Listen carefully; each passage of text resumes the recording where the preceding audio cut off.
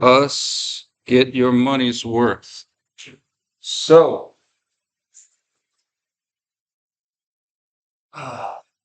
ankle and subtalar joint.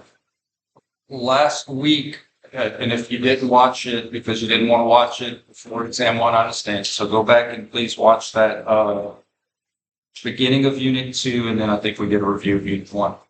So the ankle and the subtalar joint. Today I'm going to emphasize the subtalar joint, and then we're going to go to the specifics of the knee as a modified hinge joint.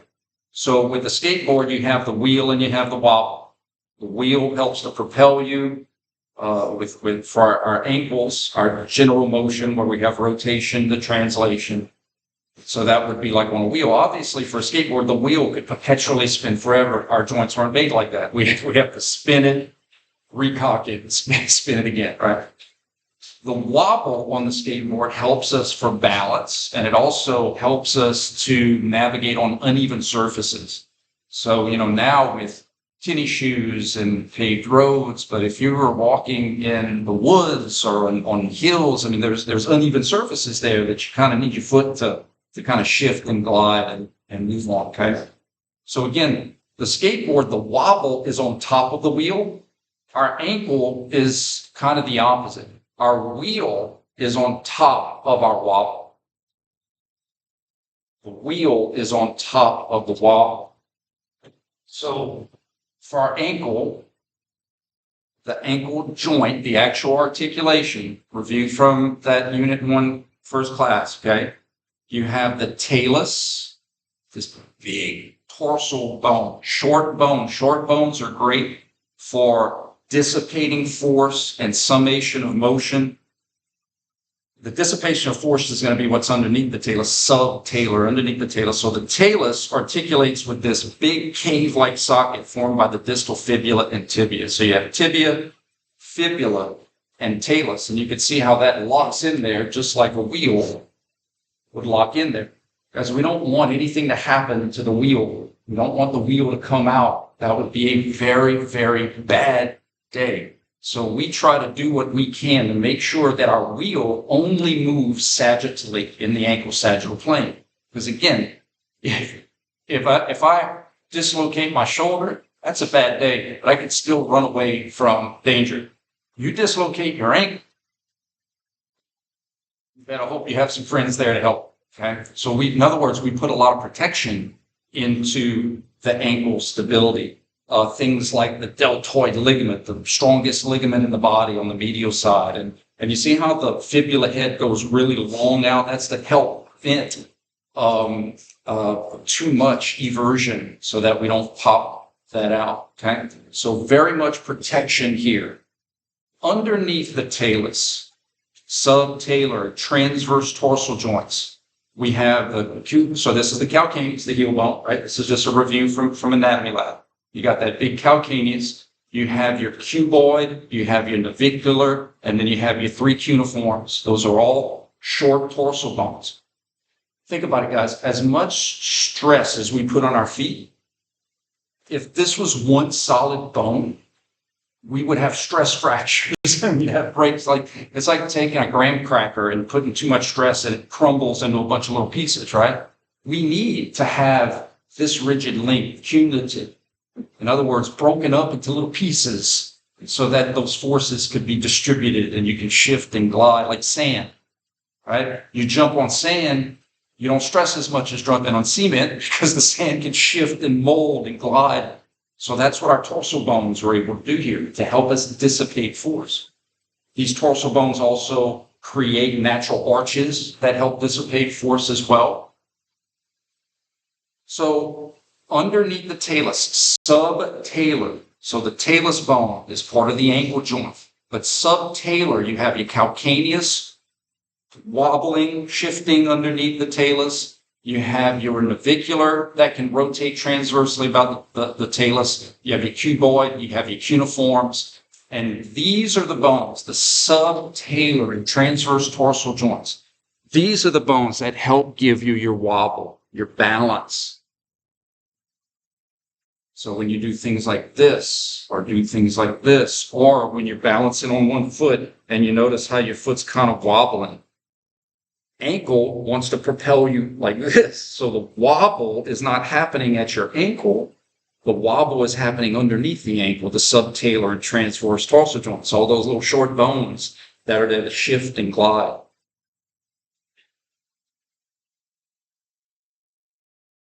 That's right. That's right. Look, here is the wheel. The wheel is up here, and the wobble is down here. So it's the opposite of skateboard, where you have the wheel on the bottom and the wobble on the top. Our ankle is the wheel, and underneath it is the wobble. Okay. So what is the important lesson here? Well, one, obviously, we got to go through joint motions of the subtalar joint. But the emphasis is that all of this motion that's happening, like how many of you have ever sprained an ankle and you had to do, ankle exercises in the ward? In layman's terms, therapists or people, they're just going to say ankle. But we, as educated practitioners of kinesiology, need to know the difference between the wheel and the wobble. Okay? We have to know that ankle is the wheel part, and that part is very stable, like it is really hard to damage the wheel. We can, and when we do, we call that a high ankle sprain. There's nothing high about it. That's just an ankle sprain. When you sprain the actual mortise, the actual socket of your wheel, that's a high ankle sprain. And just from regular knowledge, you know that high ankle sprains take a long time to heal, right? Because you damage the wheel part. The wheel is not easy to mend. If I just had a damage to the wobble, I could still roll. I may not be efficient, but I could still roll. But when you have damages to your wheel, it's a bad day. Okay? So we started with ankle, the wheel part. We had two different forms of getting in the fetal. We had plantar flexion, no problem, and dorsiflexion. Feel free to, is that water? Oh, it's vodka. Okay. 8:30 is my limit. So plantar flexion. Dorsiflexion, we went over the illusions, like getting up on your toes, plantar from, dorsi 2, going down on a squat, dorsi from, plantar 2. Now is the first time, the reason, I saved this on purpose. Now is the reason we're going to go into non-sagittal movements. Non-sagittal, even our plantar and dorsi, we're sagittal, right? Okay? Sagittal is nice and clean and easy. Why? Because in the sagittal plane, the same motion from bilateral, left and right, look the same. I call this the mirror concept. So what I mean by this concept is if I go to the video screen, so if you rewatch this, you'll see what I'm doing, or you see it in real time.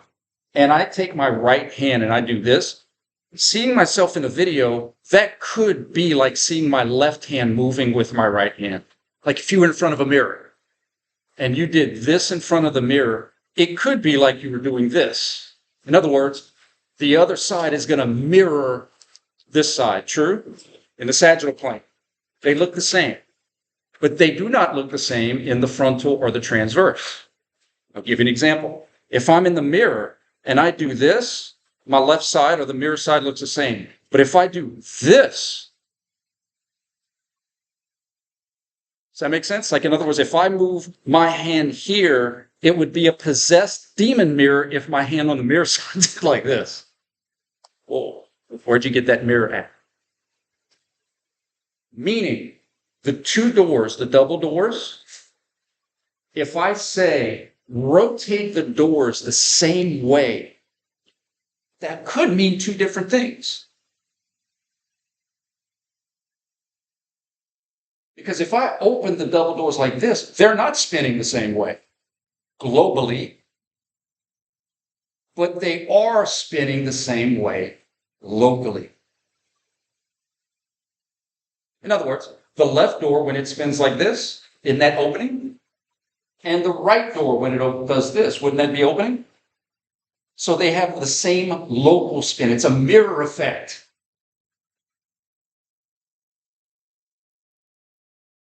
This is not the same motion. This is the same motion because of this mirror effect. Does that make sense? So, for our subtalar and transverse torsal joints, we know that this is the yoink, left side. We know that this is the medial side, right? The medial malleolus, medial collateral ligaments. And the lateral side is on the outside. Have you ever wondered why those things got their names? What's that? Collateral damage? That's right. No, I'm joking. Because we already have a side. We have our right side and our left side. So how do we communicate the side of a side? Think about it. So in other words, the right of my right has the same structures as the left of my left. The right of my left, the right side of my left side, has the same structures as the left of my right. That's ridiculously confusing if we did rights of rights, lefts of lefts. So we have a mirror effect here where we say I have a right arm and I have a left arm. But how do I communicate a side of a side? Lateral is a side of a side, the outside of any one side. It's a local reference. It's a mirrored reference, not a global reference. But I love that answer. It's pretty cool. I'm going to put that one on the answer choices. Lateral damage. So check this out. Here's our subtalar and transverse torsal joints. We do need it to walk. We need it to balance. But another thing we need it for is to maintain our surface area of the bottom of our feet on the ground. Interlocking. That's where we get friction from. And so if I am, let's say I'm going to stretch here, if I didn't have my wobble,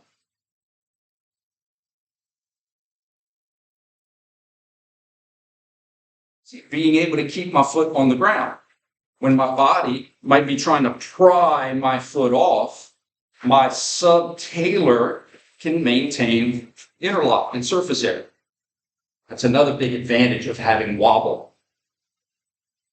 Different than wheel. Okay? Now, let's talk about the motions. Here's the medial side. Mirror effect. When your subtalar summates motion glides to the medial side, we call that inversion. And when the subtalar and transverse torsal joints glide to the lateral side, we call that eversion. Now, we are keeping it basic in this class, guys. In grad school, you're going to learn different glides in different areas. And there's a lot of torsal bones. So you'll learn things like pronation and supination of how this bone shifts about this bone. Or you'll learn about rear version and anteversion. Like there's different ways that the foot can shift. For our class, we're going to keep it simple. It's like in Finding Nemo when all the fish swim down, then all the fish swim up, right? So for our classes, I'm going to give you questions where all the subtalar and transverse swim one way, or all the transverse swim the other way. Does that make sense? It's going to be out because we've got to get the hang of it. So here's the mirror effect in practice. What I need you to understand is that these are not the same motions. But your body, and especially sagittal, because sagittal, they do follow each other. Sagittal doesn't do this. That's not the same. But in the frontal and the transverse, you have this mirror effect. So this is not the same motion. This is the same motion. The doors are closing together or the doors are opening together. It's a mirror effect. Bilateral subtalar joint inversion. bilateral subtalar joint eversion. It had nothing to do with the wheel. This is the wheel. This is the wobble. Left subtalar joint eversion, left subtalar joint inversion. Right subtalar joint eversion, right subtalar joint inversion. I am inverted relative to anatomical. I am everted relative to anatomical. Now, do these motions happen a lot together? Absolutely. It's Etch-a-Sketch time. You know, you can move the left knob and the right knob and do your alphabet and big loopy letters. But I need you to understand that ankle plantar and dorsi is one knob. Inversion and eversion is the other knob. And when you move them together, you get the wheel and the wobble doing different things. Does that make sense? Did y'all hear that popping in my ankle? I'd like to say that was a sound effect. No. So what would illusions look like for the subtalar? Illusions would look kind of something like this. It looks like it's not moving and it is. Who remembers the diabolical question I asked you on the test where the person did a bridge? Remember that one? So we're so used to looking for the distal segment move. But the proximal segment can move about the distal and we can still have motion, right? So your natural instinct is to want to look for the foot moving. But I can have right subtalar joint inversion and not move the foot part. Let me show you what I mean. Do we all agree that roughly my ankle and subtalar in anatomical position, right? Okay. If I do this, the way I know I'm not in anatomical, and I know that I'm inverted, my right subtalar joint is inverted, I'm going to do an experiment called the Despicable Me Gru freeze ray. Freeze ray! And I'm going to try to bring it back up without moving it and showing you that I'm inverted.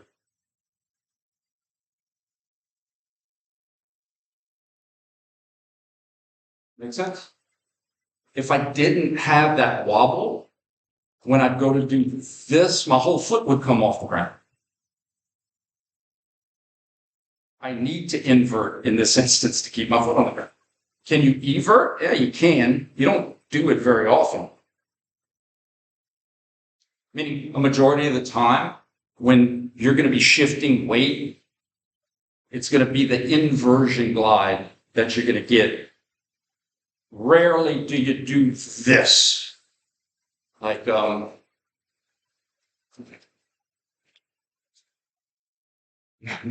most of the time it's like outside leg, cut, plant, go the other way.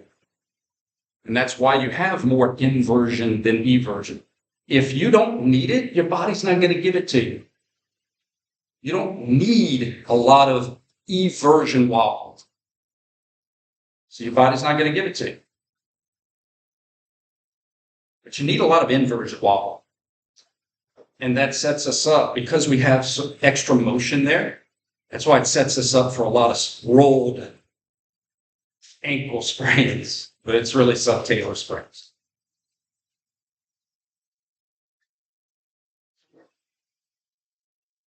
Any questions?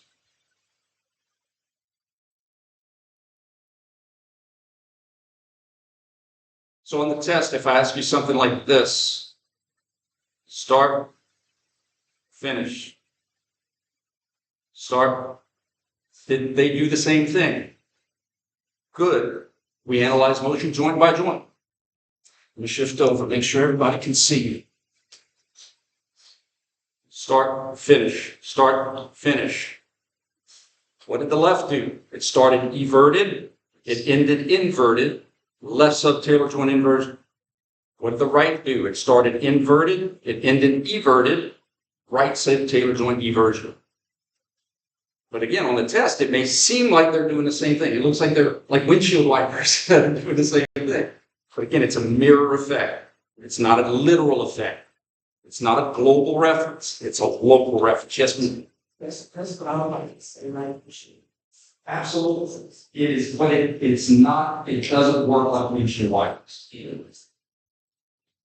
Yes, yes. Windshield wipers, just to show you, like that would be like saying, this is the same motion.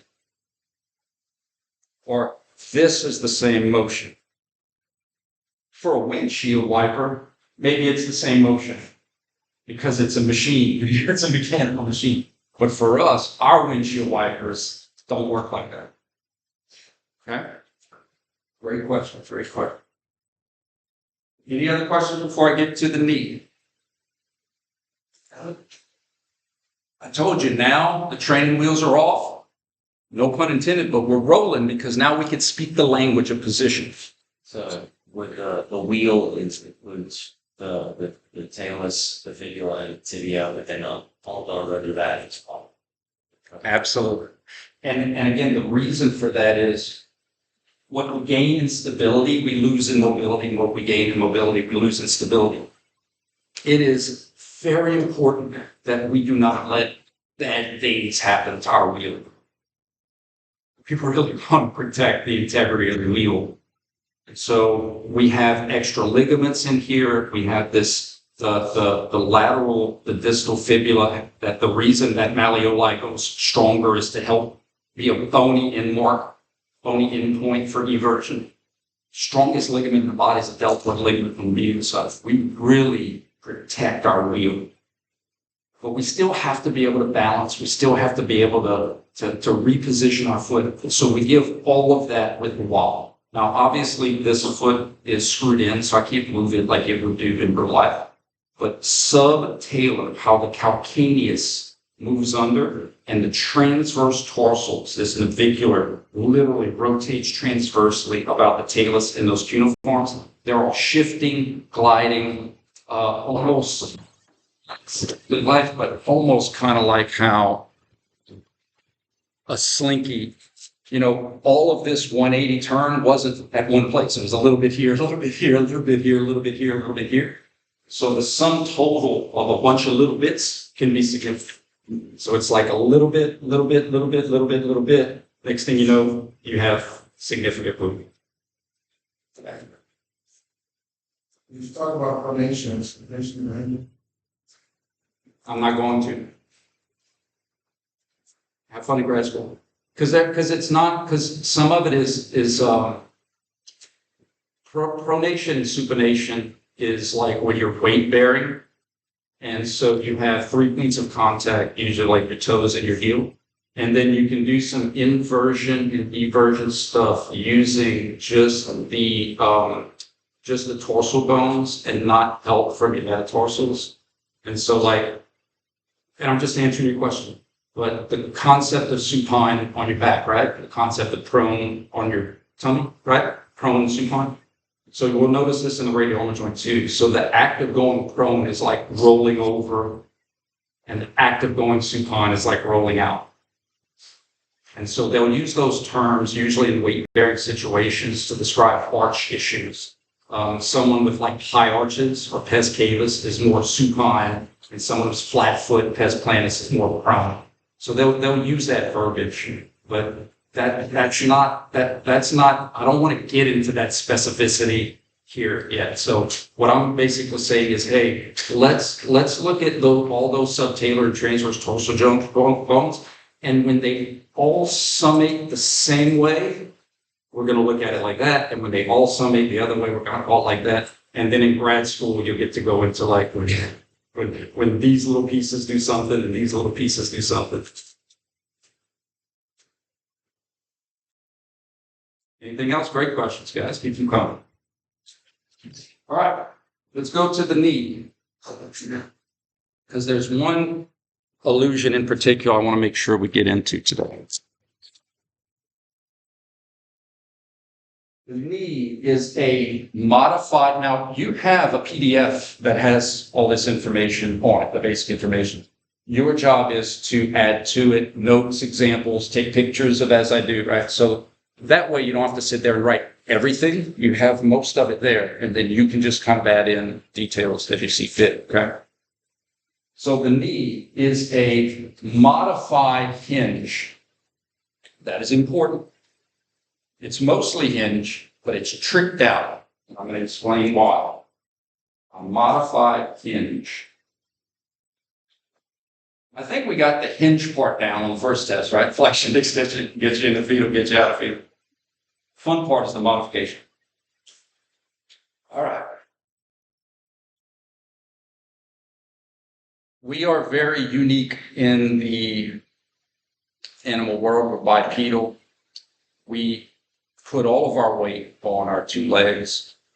And when we are doing explosive type movements, which I haven't done in probably 30 years,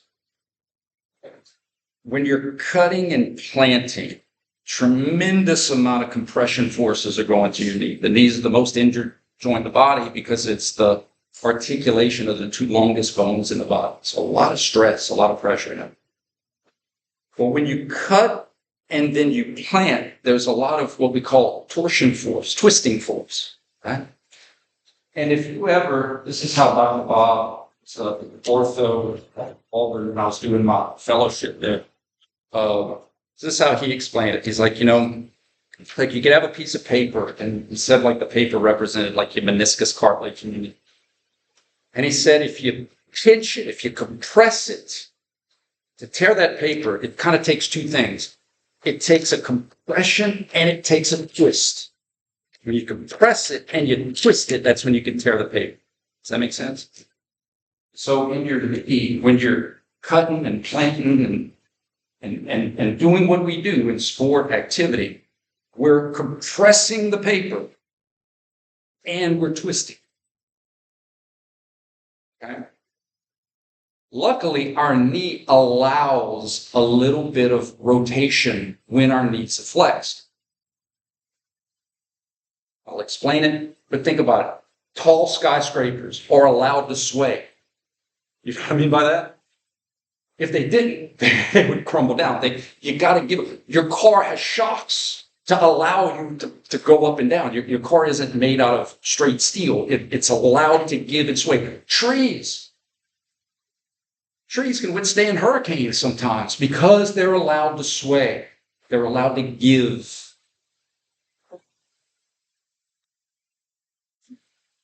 So here's how the knee works. When our knees are in anatomical position, there's no need to sway. There's no need to give rotation because my hips can do that. If I'm standing and I'm twisting, okay. My knees in anatomical position, we call that a screw home position. They're locked in, those condyles are in their homes. It's like locks and keys, and you got these collateral ligaments that are really taut and tight. What's really cool about your knees is that when you can have bone rest on bone, you get to save muscles from doing some work. So in other words, you can stand here for hours because you're not using most of your muscle. You can't do this for hours, but you can do this for hours because your knees are screwed home. They're locked in. So that way your weight can be supported by your bone. When we unlock the knee, literally when we flex the knee, it's about 30 degrees or so, but on the test, it's going to be obvious. When we unlock the knee, these collateral ligaments get put on slack. In other words, the ropes get slacked up, and these condyles kind of get out of their keyhole a little bit. And now our knee allows for some rotation. This is tough sometimes to do because you want to just move your ankle or subtalar joint, okay? But let me demonstrate the knee rotation to you using the most advanced equipment a kinesiology professor can use. Do we agree that this little knob on my knee is part of my tibia? This is my tibial tuberosity. This is where my quad inserts. So I'm going to put this ink pen on the tibial tuberosity to show you lateral rotation and medial rotation. Now, I'm going to teach you how to see the rotations. What I'm trying to get to is that this is literally my tibia rotating about my femur. It's not a lot, but it's enough so that when you cut and plant, your knee gives a little bit so that you don't rip your knee apart every time you would try to do anything explosive. If your knee didn't rotate a little bit, you rip it apart every time you tried to. That's why it does. That's why it sways. That's why it gives. Does that make sense? Okay. Now, let me introduce you to what those motions are called. And I'm going to teach you how to see them. And it has nothing to do with angles. It has everything to do with practicality. If I asked a child, I could ask anybody. I say a child because I want you to understand, like even they would understand the instructions. I'll ask my oldest son, spin to your right. Most likely, well, maybe not my son. It's a little difficult. Most people would probably do this. Spin to your left. Cartwheel to your right. Right? Wouldn't we agree most people would spin to your right, spin to your left? Okay. Call back. We don't have a right of a right. We don't have a left of a left. Because this is my right arm, this is my left arm. We have sides of sides that we call lateral and medial. True? True. So if I tell my knee, hey, knee, yes, dang, pretty tall.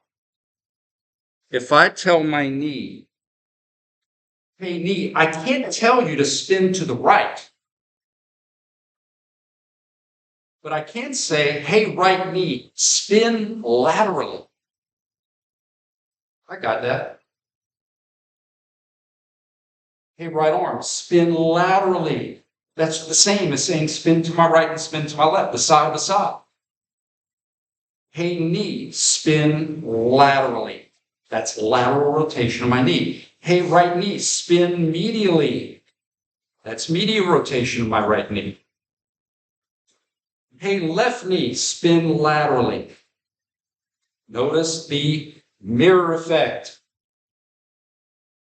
Lateral rotation of my knees. Medial rotation of my knees. And what I love is the foot, even though the foot has nothing to do with the knee, is kind of serving how the double doors would open and close. Rotate laterally, rotate medially. Lateral, medial. Now, unfortunately, I have to teach you two different ways to say lateral and medial rotation. I'm sorry. It's just in the real world, they use them interchangeably. And sometimes I just can't pick one because that's how often they're used. So lateral is the same as external. Medial is the same as internal.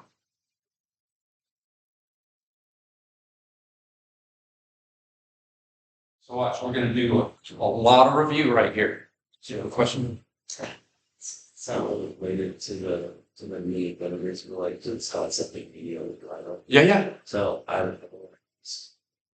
It is anatomical. Is this the lateral side of the forearm, and this is the medial side? That's what I know what it's pronated. It's the lateral. Absolutely, because it's locally referenced. That's still the lateral medial.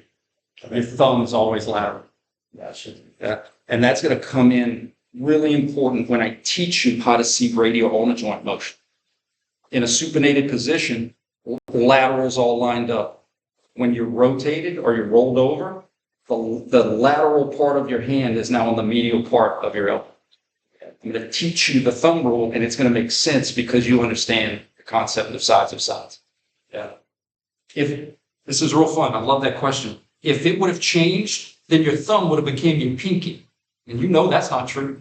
The thumb is still the thumb. So the lateral part still has to be the lateral part. This is still the lateral part of your hand. All right, guys, follow me here. Left knee external or lateral rotation. Left knee, medial or internal rotation. Right knee, lateral or external rotation. Right knee, medial or internal rotation. Well, what about your ankle? I'm not talking about my ankle right now. I'm sorry if it moved, but we're not having an ankle conversation. I was like my mom, but what about your brother? Don't worry about your brother. We're talking about you. Every time I try to deflect anything I did. This is a knee conversation. Bilateral knee, lateral or external rotation. That's what it looks like. It might look different. Can you guys see? It might look different, but it's the same because it's a mirrored effect. Bilateral knee internal or medial rotation. And we can play the same rules. External from, internal to, internal from, external to, external from. Now, just because my knee, this is where we get down into rabbit hole, y'all. I told you the training wheels are coming off. Even though my knees are flexed, sagittally, they are not an anatomical, but rotationally, they still are. Does that make any kind of sense? Yeah. You know, I might, if I'm looking at how I'm rotating about the room, I may lay down, but I haven't spun yet. I haven't twisted yet. I haven't rotated yet. Meaning, when I'm here, rotationally, I'm still exactly where I started out, rotationally. And that's one way you can really check yourself, is that if your patella, I call this the patella rule for knee rotation. Your patella, when you flex your knee, that patella, which fits into the quad tendon, it literally, the quad tendon wraps through it, around it, and passes through it. And it yanks and pulls that patella into that femoral bone. That patella is not going anywhere. If it does, you're having a bad day. So what I mean is when your knees are flexed, your patella will literally show you whether you're deviated transversely. Because your patella is literally an extension of your femur when your knees are flexed. Toes are lined up. I'm not rotated. Toes are lateral relative to my patella. I'm externally or laterally rotated. Toes are medial to my patella. I'm internally or medially rotated. Does that make sense? Guys, that is a rule. And you know why we can make it a rule? Because we made it local. It had nothing to do with when the patella is looking at the ceiling or when the toes go to, it's when we keep it in-house and we keep it to landmarks within the body, we can make rules.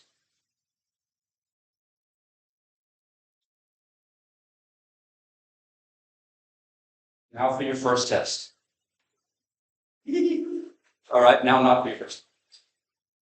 Well, I was gonna ask, I want you to ask the patient motion question. I've never thought of how I ask a joint motion question. I would ask it the same way I asked all the motion questions on the first test. A to B, B to C, position, how are you rotated? There's nothing different. It's just we're leveling up with new play. It's like a video game. And hopefully you've mastered level 1. It's the same game, but now we're going for the next boss. And then we're going to go to the next boss. But it's the same controller, it's the same buttons, it's the same game, but it's hard levels. So I'm going to ask it the same way. It's just going to be more difficult because there's more stuff involved. All right, guys, here's your question. I am going to rotate my knee, and I need you to tell me how. You got a 50-50 chance. It's either internal or external. It's either medial or lateral. We're going to do the classic cut and plant. I'm going to cut with my right leg so that I can plant and go to my left. I'm going to do this. This is the plant. And then I'm going to do this. And I'm going to torque my knee. I'm going to twist my knee. And I want you to see if you can tell me how my knee rotated. I'll move and do it in different positions so everybody could see. A to B. Use the local reference. Use the patella. relative to the foot. A to B.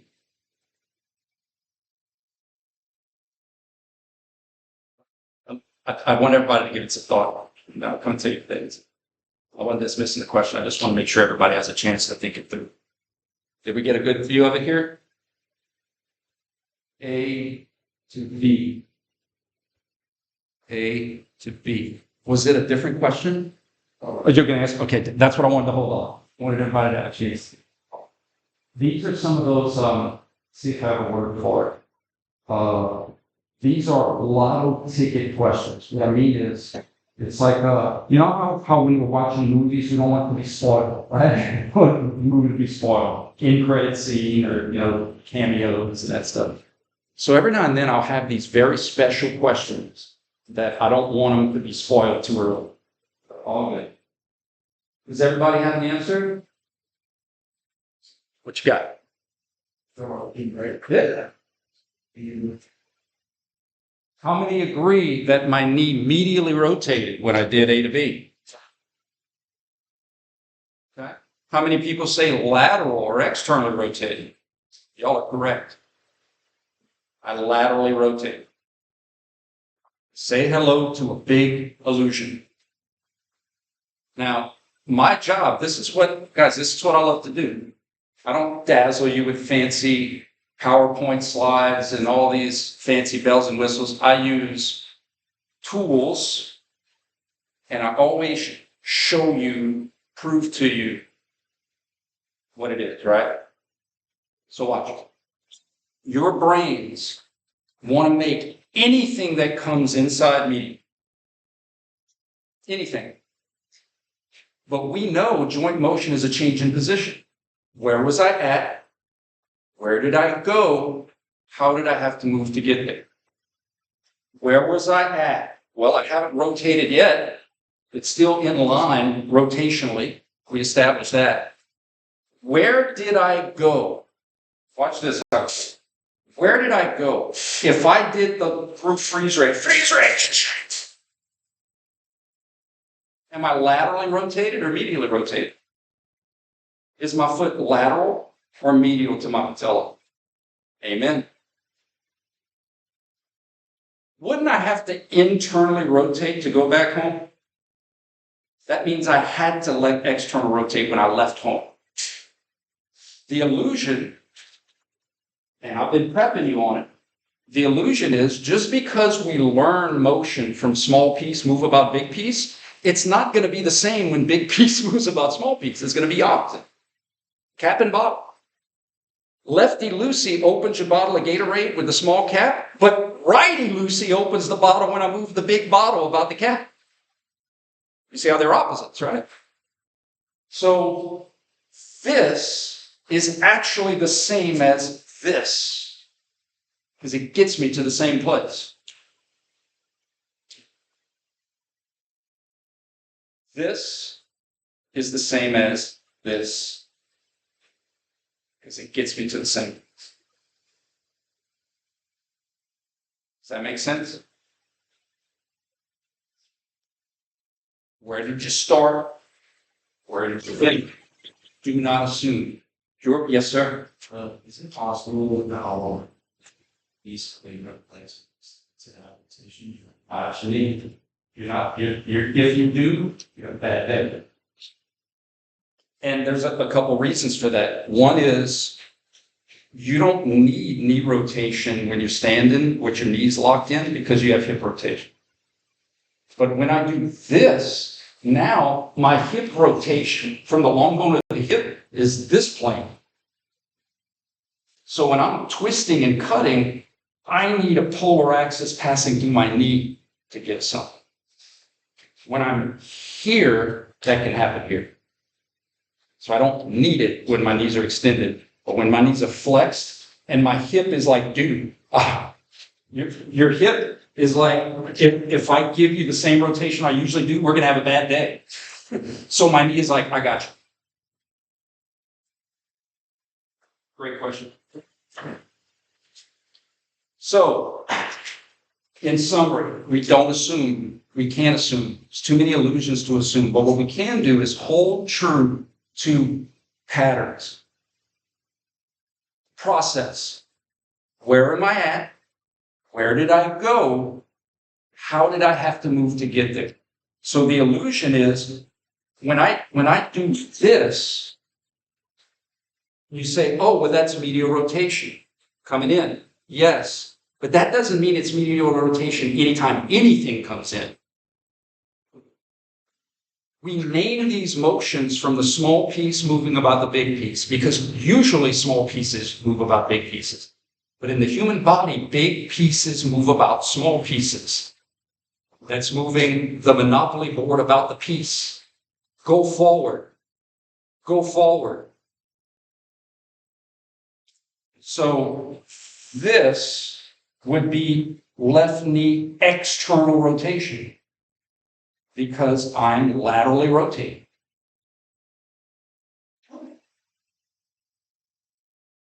This would be internal rotation because my knee is medially rotating. External lateral, internal medial. External, internal, lateral, medial. But when I fix the lower part and move the big part, those things are in opposition. External lateral, internal medial. External lateral, internal medial. I'm telling you, use the patella. It's the pivot. I have different rules for these local reference concepts. It's the patella rule. If you can see how your toes, when you're not rotated, they're lined up with the patella. When I'm medial or internally rotated, the toes are medial relative to the patella. And when I'm external or lateral, the toes are lateral relative to the patella. So use that as a landmark. When I do this, say, how are the toes in reference to the patella? They're laterally rotated. So I had to have lateral rotation to get it here. It's just I move the big piece about the small piece. If I'm here, I have to be medially rotated.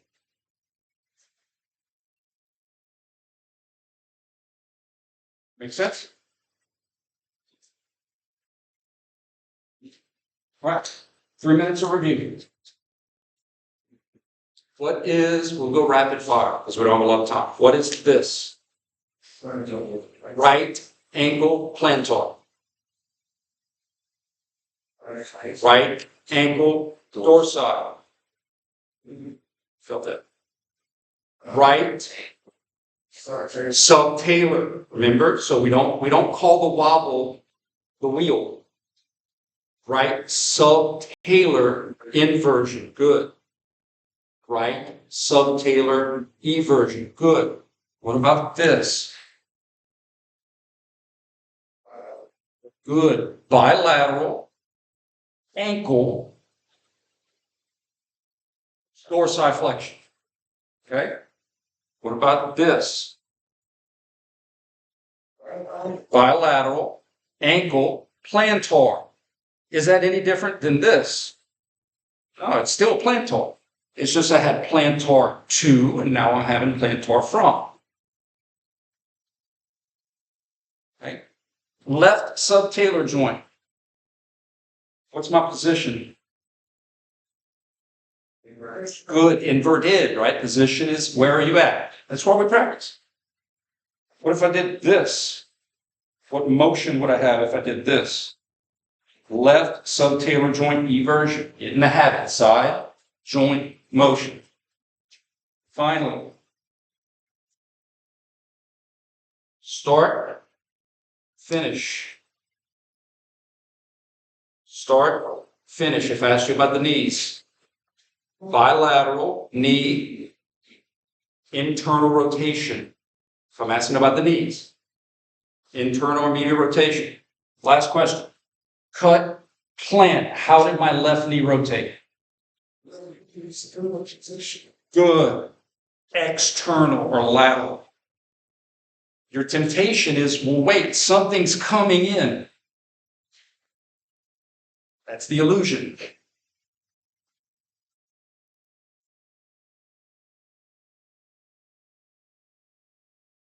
Questions? Good questions today, guys. I like the interaction. Y'all have a good weekend. Please be safe. Hope to see y'all on Monday.